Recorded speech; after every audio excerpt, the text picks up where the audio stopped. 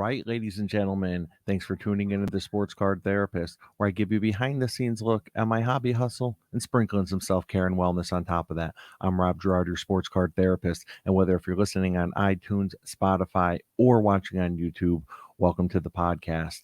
And this is episode 196. 196. Countdown is on, 4 episodes until I hit 200. Also, less than a week until the national. And this episode is called Don't Be That Guy. Don't be that guy. So, so I guess, before we jump right into the topic, just want to say that this Friday, which is the July 21st, I am going to be hosting a trade night with my friend Big Ken from Sports Card Lessons. So we're going to be hosting a trade night in Oakland, New Jersey. Oakland, New Jersey, and the shop is called Pop Century Collectibles. The owner is actually a good friend of mine, Laz. He's been incredible. He is definitely one of the best show promoters on the East Coast, without a doubt. I mean, unbelievable. So going to be hosting a trade night at his store, Pop Century Collectibles. Again, that's in Oakland, New Jersey. So hit me up on Instagram, hit Laz up if you have any questions, but definitely looking forward to meeting some people. I've already gotten a lot of DMs from listeners just saying like, hey man, going to be there, never met you before, won't be at National. So, looking forward to meeting you. And that's always super humbling to hear. So I'm looking forward to that. Should be a good time. I'm going to be streaming live from there. So anytime I've hosted an event in the past, I don't think I've actually streamed live from my YouTube, but I'm just going to do it. Basically, I'm going to bring my equipment and just kind of set up a camera in the corner and just catch what's going on. And I would imagine throughout the night, I'll probably come back to the camera and, talk about what's going on, if there's been any deals made. I might be walking around with the camera and catching deals live. I don't know what it's going to look like, but yeah, Pop Century Collectibles, looking forward to it Friday night. Want to give a shout out to Mark from Bleecker Trading Cards, in Manhattan, New York City, the card shop, the social club of New York City in the hobby. I've been talking with him a lot. They're doing some great things with the Arena Club, which is Derek Jeter's grading company. Arena Club, they do grading, and they also have a marketplace, which is real cool, where they're trying to build that up so you can buy, sell, and trade on their marketplace. And it's not even like it has to be an Arena slab in order to do stuff on there. It could be a PSA slab and they're doing it. So shout out to Mark and Jess and everyone at Bleecker.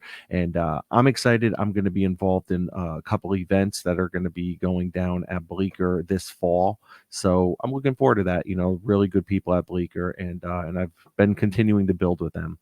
So my mail days for the last couple weeks. Okay, I'm going to talk about that for a minute. So, I have a bit of a Seinfeld PC. I have a bit of a Seinfeld personal collection. It's like a side PC. It's not a ton, but I recently, just today, had a mail day. Okay, and I think if you're not familiar with Seinfeld, or you haven't at least seen the episode, or you don't know about the example I'm going to give, it might be like, okay, who cares? It's great card. But this card right here that I'm going to show, okay, is something that I just got today. And there was a storyline early on in the series with Keith Hernandez and Elaine dating, okay? And I was able to get a 2017 National Treasures Keith Hernandez notable nicknames card, PSA 9,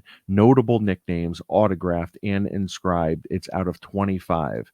And if you're watching on YouTube, you can see it. And if if you're listening on the podcast, I'll tell you it says Keith Hernandez, and underneath in quotes it says pretty boy, because on the show Newman was trolling him after a game and he said, "Nice game, pretty boy." And it's like it's hilarious. So I saw this online and I grabbed it immediately. I made it my week's worth to make sure I was going to get that card. So that was something that I was happy about. So it's kind of like collect what you love, right? And it's so cliche. It's so cliche, but this is why I love this hobby, because for me, and I think for a lot of people, it doesn't necessarily just need to be about the main sports. It doesn't just need to be about sports cards in general, right? It could be pop culture collecting.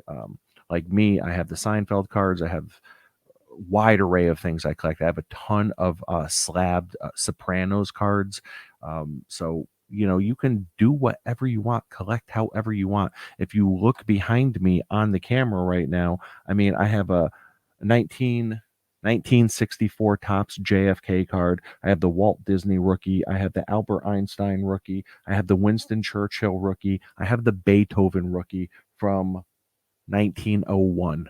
Okay. So, like, collect what you love. Connect. Like, I collect things that I'm fascinated by or that I just have a passion for. And I think that's what's led me to really collecting the way that I do. And I've talked about it before on the show, and I have to give Dan, the great curator, credit for this quote that I'm going to butcher. But when I had him on my show the first time, he said something like,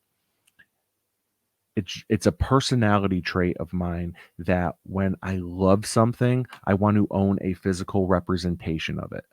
And he put it so simply but so eloquently that it just made sense. And I'm like, yes. So whether if it's like former presidents of the United States, if it's a television show, if it's a movie, if it's an actor, if it's a cartoon, I have an amazing mail day coming up in the next few days. I was hoping I had it in the mail already today that involves a cartoon. It sounds nuts, but that's kind of what this hobby does for me. It really has helped me branch out and like collect the stuff I love. So, don't judge me. And if you do, it is what it is. Right. So another card that came in the mail today is this Topps Finest Eli Manning gold out of 150. I've really just been picking up as many Eli Mannings as I can. The last year or so, I mean, my Eli Manning collection just in slabs has probably grown to 150, and nice raw cards, something like that, like a Topps Finest Gold or something.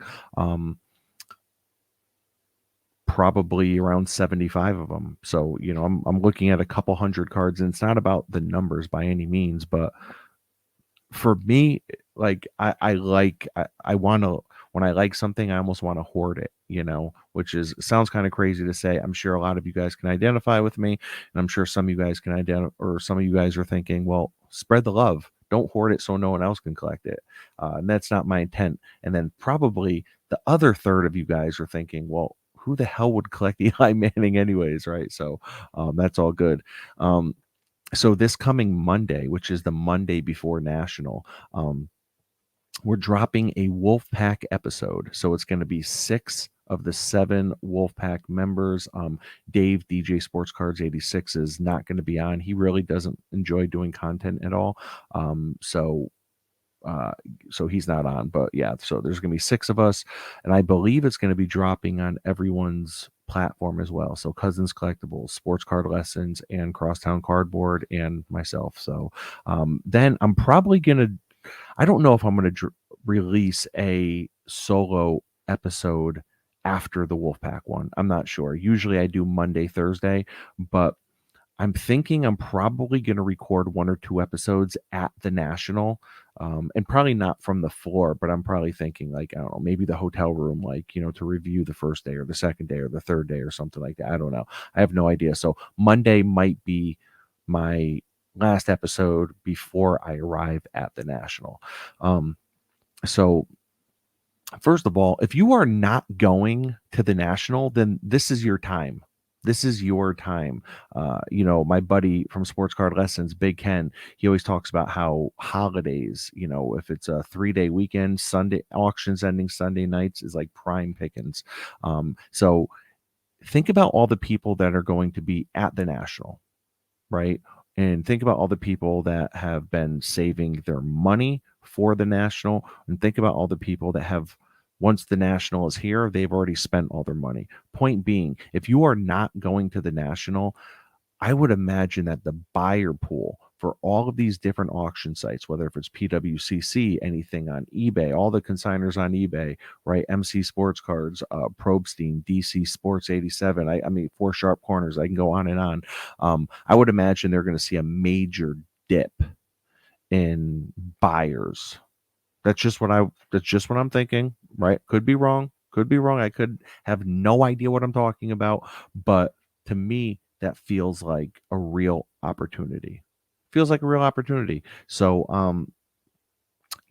thinking about what I'm looking forward to most about the national. I know I'm going to be talking about this more on Monday's episode, the Wolfpack episode, but I think it's just the people, and it sounds so cliche. It sounds so cliche, right? But the thing is, I've gotten to a point, I think, in my collecting and my cards too, that even though I'm setting up, I don't have a ton of cards to sell because all my cards, I've really kind of, anything that I had that I would consider like inventory, and I put that in air quotes, but anything that I had that would be considered inventory, I basically moved to get into my PC cards. And my PC cards, in the back of my mind, I'm thinking, and I was talking to Ken today on the phone, and I said this to him. So it's almost like I don't want to get caught up in the mindset like it's prom.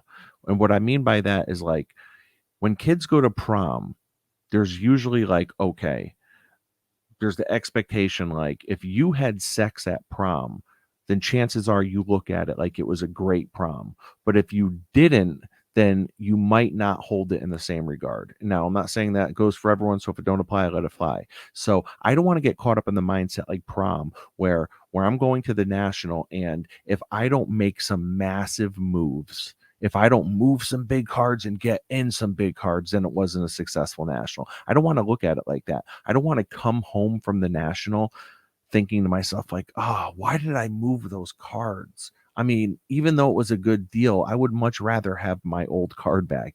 So I don't want to get in that mindset. So I just have cards that I'm really not gonna move. So I am going for the people, and I'm definitely going to spend some money. I'm definitely going to spend some money, but it's definitely about the people. So that's what I'm looking forward to most. So this episode is called Don't Be That Guy, right? Don't be that guy. And what I'm talking about is the national, right? So we already covered if you're not going to the national, it's prime opportunity for you to buy, I'm sure. However, if you are going to the national, I'm doing one of these episodes where I'm talking about things to get ready for and things to prepare for, right? And there's a reason why most content creators do an episode like this. It's because they're important, right? These episodes are important. And everything that I put on this list to me are things that I've personally experienced. Either A, I was like, thank God I prepared in that way, or B, I've experienced because I didn't do it and then I kind of paid for it, right? So this is my third straight national I'm going to. I'm not saying I have a ton of experience, but I have enough experience as I was a walker in Chicago. Doesn't that make me sound like Walking Dead? Isn't that what they call the zombies in Walking Dead, a walker? So I was an attendee in Rosemont, and then in Atlantic City I set up. So I've kind of seen a little bit of both, and I'm just going by what I've experienced, what I've been through, and what has helped me. Um, so a couple comments here. We have a bunch of people watching. How you guys doing? Thank you. Ziggy is in the house. He says, good day, therapist. Ziggy, good day to you too. Tom Fige says that card looks real and spectacular. My man is a Seinfeld fan. Tom Fige, what is that, Dutch? Um, so all right. So Oh, Mookie in the house says, "Don't be that guy, pretty boy." I love how you just incorporated both. Beautiful, man. Beautiful.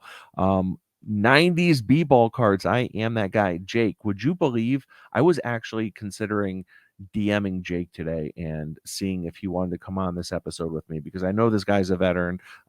You've been putting out some great content. I know you've been a part of some episodes already. I just didn't, Jake, because you and I probably haven't talked in a few weeks, and I didn't want you to think I was just hitting you up last minute. But shout out to Jake, 90s B-ball cards, someone that I've you know, kind of grown a relationship with in this hobby. We've done some events together. We've done the Basketball Hall of Fame a couple times. You know, good guy, good guy. So, all right. So back to this list. Like I was saying, there's a reason why most content creators do an episode talking about the do's and don'ts of national. And it's because it's important. It's important, I think, to kind of know what you're getting into. And basically what you're getting into is a lot of freaking walking, right? A lot of walking, really nowhere to sit, not even many places to stand, right? Most people, if they're going to sit somewhere, they're probably going to end up sitting on the ground. Um, I don't know. I'm just trying to think back to when I was in Rosemont, and I could remember sitting on my Zion case a lot because there was nowhere to sit, nowhere. And I remember going off to the side, right? Concrete floor, flipping it on its side, boom, sitting my butt down and trying to get 10 minutes of just like rest. So, so before going to national, research. The way I research, the way I do my research, I listen to content, I watch YouTube videos. There's a lot of footage out there that people post of them at national from previous years. You can go to the national website, gather information that way, figure out like location, schedule, what's going to be happening when, those kind of things. Research also consists of having your cards already comped. Okay. So you're going to be doing yourself and everyone that looks at your cards a great service if you have your cards priced. Trust me. Don't be that guy.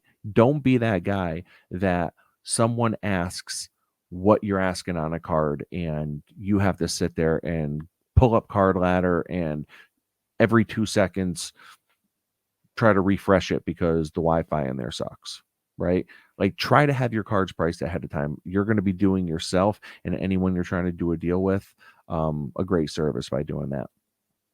So next, this is something that I actually just did with my vintage chat group. Is someone said what their want list was, right? So when I say make a checklist, like I made a very short list of specific cards that I'm looking for.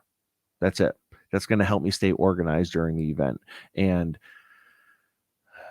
in the past, and I say that, but I know when I get to big shows like this, it's almost like the shotgun approach. It's just like, like splatters everywhere. I lose all direction, and whatever I hit, I'm looking. I'm just, I'm all over the place, no direction. But I know what I'm trying to do this year is I have cards. I know what a few cards are that I want. I price them out. I know what a good price point for me would be, and where I might see, room based on what current comps are with the grades, if that makes sense. Um, Next, set a budget. Set a budget. Determine how much you're willing to spend. You know what I mean? You go to a big card show, it's easy to get carried away. And, you want to make sure that you're making wise purchasing decisions. So that's something I definitely try to do. Don't be that guy that ends up spending your rent money at national, right? Uh, Spending the mortgage at national. Just stick to a budget. Know what you can do. Know what you can spend. Next, figure out transportation, right? So most people that are attending the national do not live in Rosemont, Chicago, or even the surrounding area. So by now, I would imagine everyone has their hotel and sleeping arrangements figured out. It's as simple as grabbing an Uber or catching a ride to the convention center. If you're staying in the surrounding hotels, they're all attached to the convention center. So if you've never been to Rosemont, it's unbelievable. Now, it can be a far walk to some of these hotels that are attached. It's almost like walking around a football stadium and you're looking for your seat. That's almost kind of what it can feel like. But the hotels are attached. It's really cool and kind of bizarre. So if they're not attached though, and you need to get a ride, don't be that guy that can't get an Uber ride because there's 10,000 other people that are trying to get Ubers to the convention center. I don't know how Uber works with like being able to do tag teams and duos and stuff. If you can kind of pair up with someone, like if someone tries to book a ride from the same exact hotel you're booking it from, will like alert both of you guys and offer you the option to like ride together. I don't know. I don't know how that works, but I could imagine that if doors open at 10 or 10:30 and you're trying to book an Uber at 9:45, I got to imagine it would be difficult. So don't be that guy, right? I would say get up early, get there early, and get there at 8:30. And let me tell you something, before the doors open every single day at the National, I don't care if it's Thursday or if it's Sunday, every single day, that lobby for 2 hours before doors open look like a freaking trade night. There's just thousands of people spread out, and everyone has their Zion boxes open, and people are just straight up making deals left and right. You could just walk up to a group of strangers that have Zion boxes and be like, "Hey, what do you guys got?" That's it. Like really, really fun stuff. So next, I would say dress comfortably, expect to spend a lot of time walking and standing. Listen, shameless plug.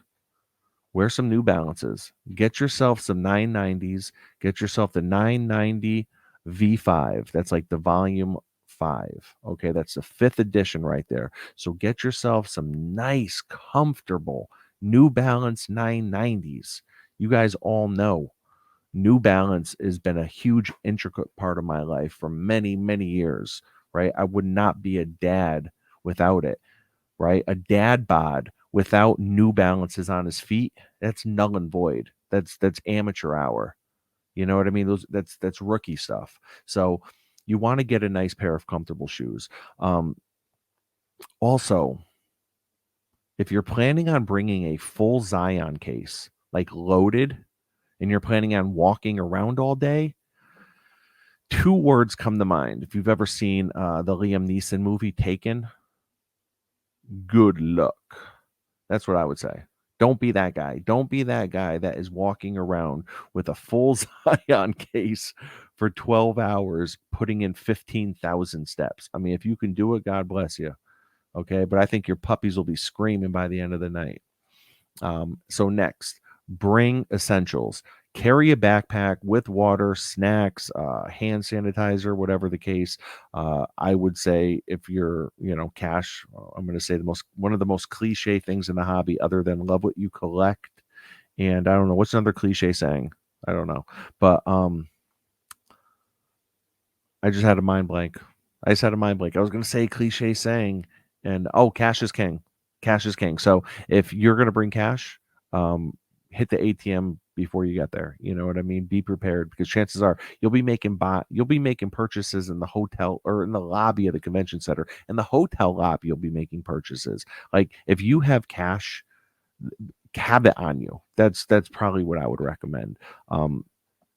So yeah, bring some snacks, water, all that stuff. Don't be that guy that is stuck eating chicken tendies and drinking a $10 bottle of water. Don't get me wrong, I like a bucket of tendies just as much as the next guy, okay? But if you've ever had card show tendies, sometimes you don't know what you're eating. Okay, that's all I'll say.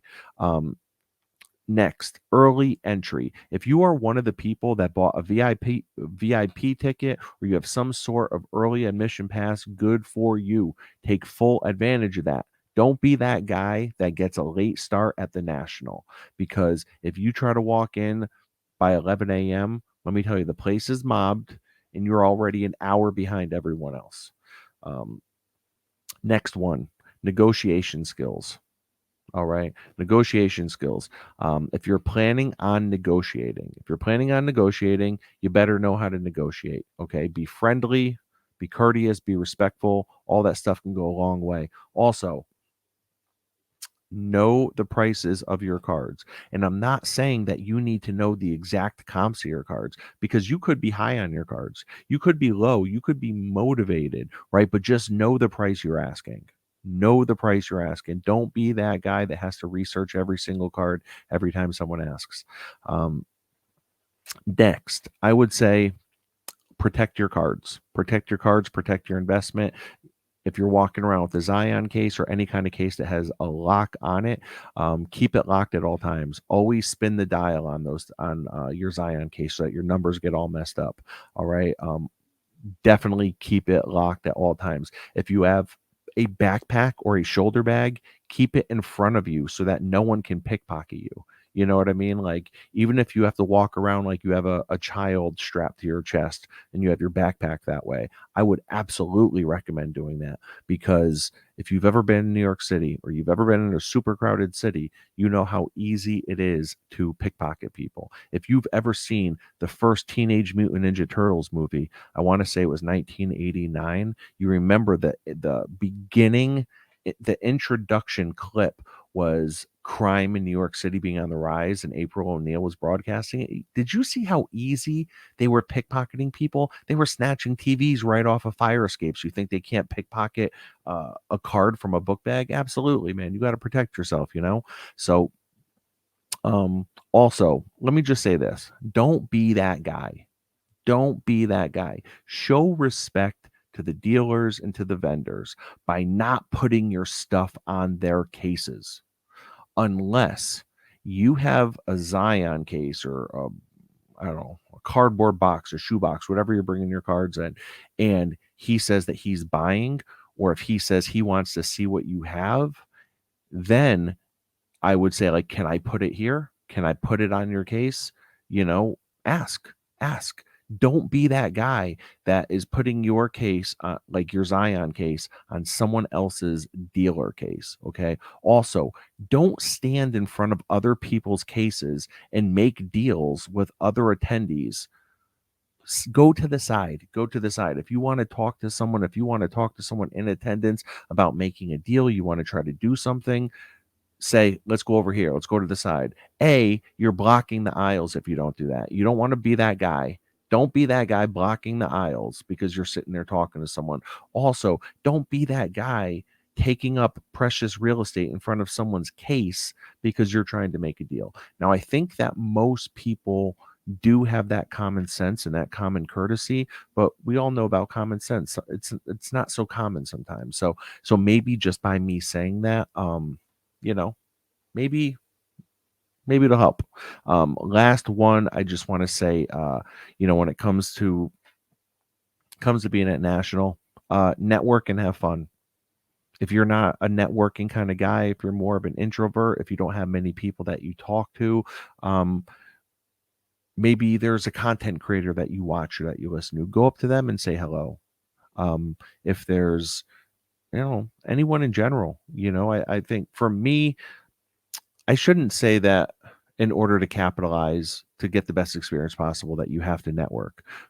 I shouldn't say that. For me, though, I know that's a big part of why I'm going, and that's what I'm most looking forward to. I'm looking forward to engaging with fellow collectors, vendors, card enthusiasts, people just sharing about their experiences and their knowledge, and I'm just really looking forward to it. I am so pumped up. So pumped up. So all right. So looks like we have 30 people in here watching. I'm gonna fly through some comments because I have not been reading them at all.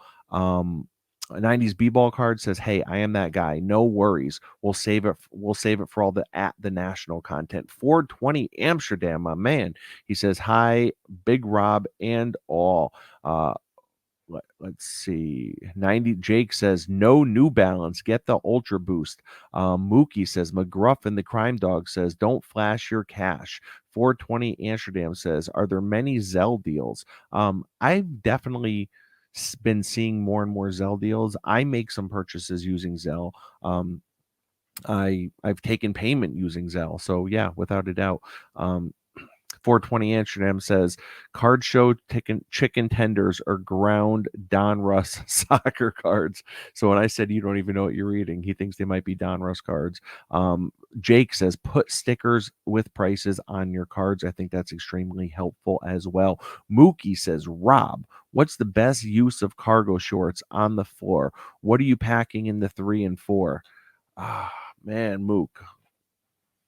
Well, to know what I'm packing in the 3 and 4, you would need to know what I'm packing in the 1, 2, 5, 6, 7, and 8.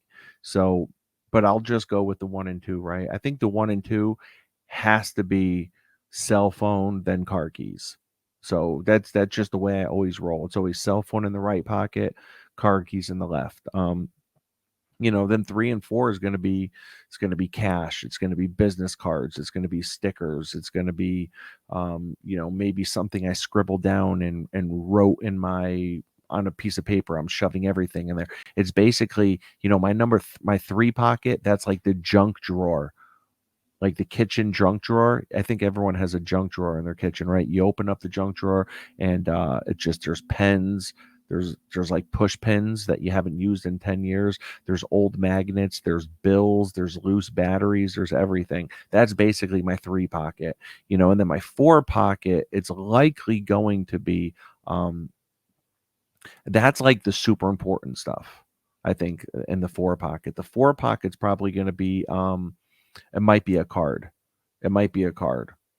It could be, any number of things that it's not a pocket I ever go in. So it's almost like my safe is the 4 pocket.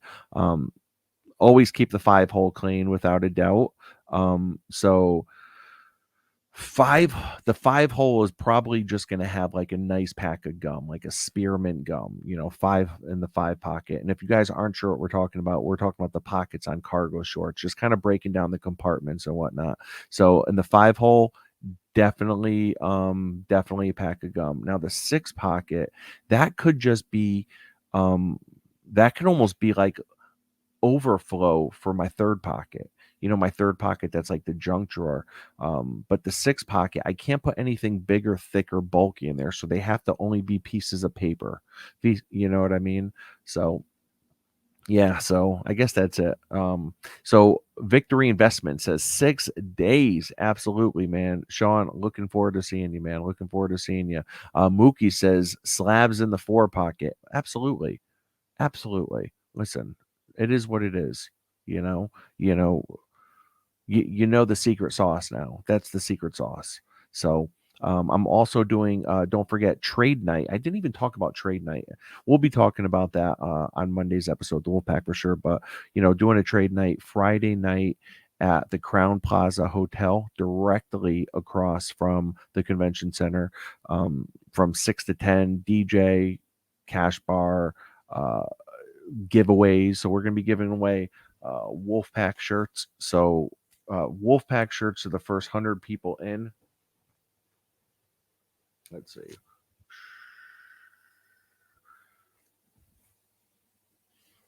And I'm probably going to do my cargo short giveaway. They're going to be game used, so podcast worn. I was going to do a New Balance giveaway, but I bought the pair of New Balances and I just fell in love with them. I can't bring myself to give them away.